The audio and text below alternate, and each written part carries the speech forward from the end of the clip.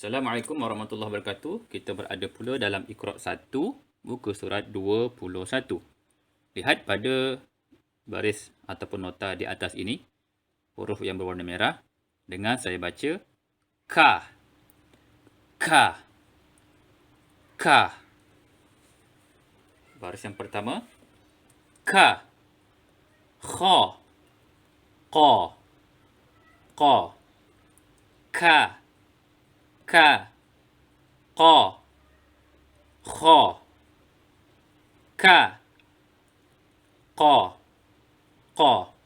Lihat pada baris yang pertama. Baris yang kedua da, ha, ka, a, ta, fa, sha, ka, ra, ra. Lihat pada baris yang ketiga pula. Ja, ka, ta, qa, ka, fa, dha, gha, sa, sa.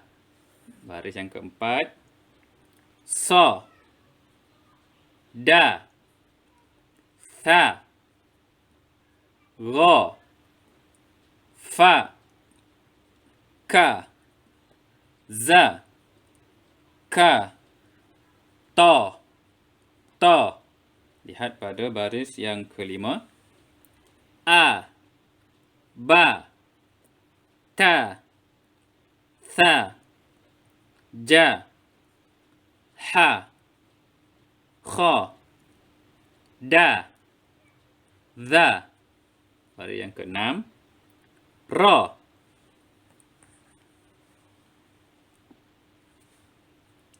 ra, za, sa, sha, sa, da, ta, za.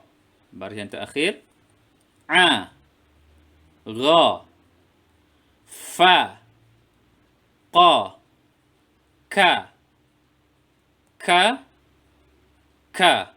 Sekian sahaja. Assalamualaikum warahmatullahi wabarakatuh.